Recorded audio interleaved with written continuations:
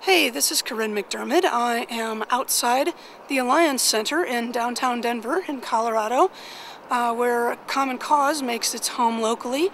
And I actually just spoke to the executive director of Common Cause about some of the things that have been going on locally, legally, and with the voter rolls.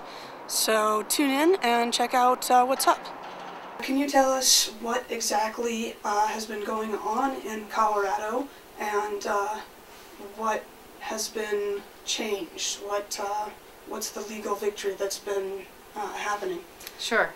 In Colorado, we've seen a lot of problems with voter registration in the last several months. Most recently, we've been fighting with the Secretary of State, Mike Coffmann, over illegal voter purges to our state voter registration list. A court approved an agreement that we came up with the state to protect these voters, and Secretary Coffmann this morning said that he was going to continue canceling voters, so we had to go back to court to get that stopped. Okay, and how big was this problem? We're talking about tens of thousands of voters, a very significant number of folks who could very well be affected. And why were they being purged? There are a number of reasons why voters are purged, but there's a federal law that tells states not to take people off the list when we get closer to election day, because mistakes are made.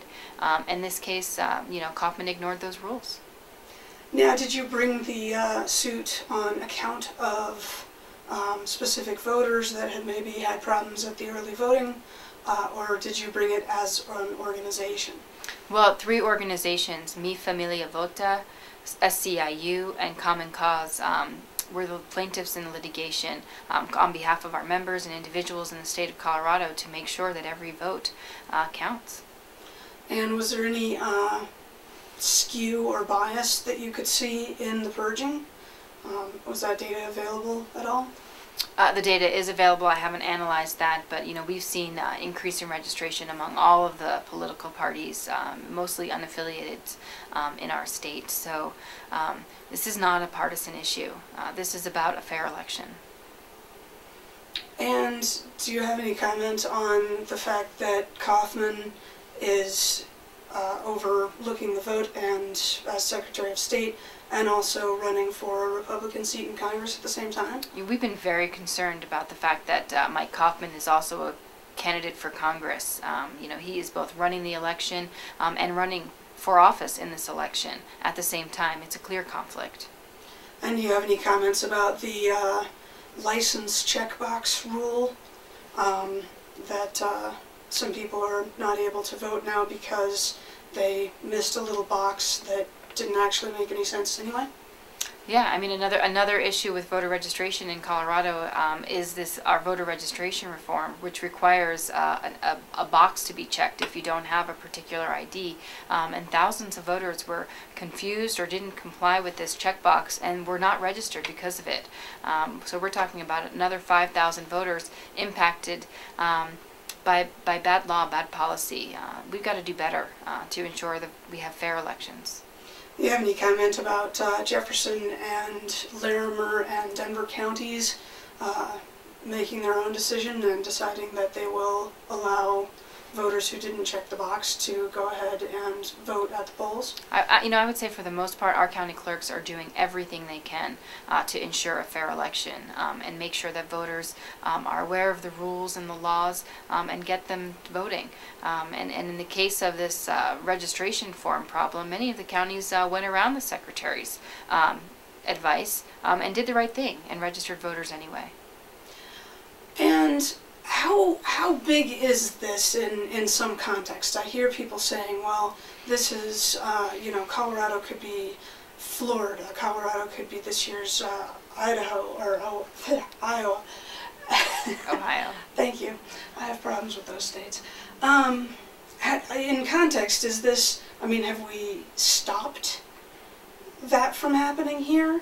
Is there still a possibility that a lot of people are going to be disenfranchised and maybe things will hinge on that? There's really no way to know what will happen on election day.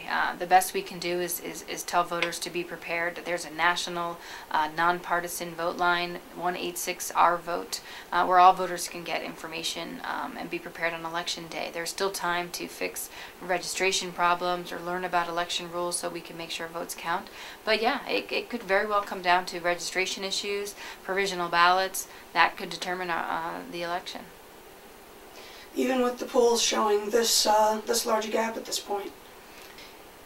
From my perspective, every vote counts and every vote matters. So if one vote is not counted because Coffmann didn't want to follow the rules, we're going to fight for that vote.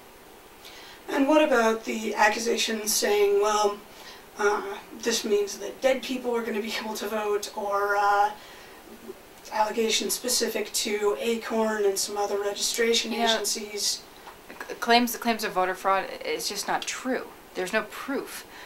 We haven't really seen voters trying to vote twice or impersonating other people. The real fraud is in partisan tactics, trying to keep folks off the rolls. That's where the problems lie in. Individuals, we're working to make sure that every voter has an opportunity to participate. It's hard enough to get people to turn out to vote. Let's make sure that we count their votes accurately.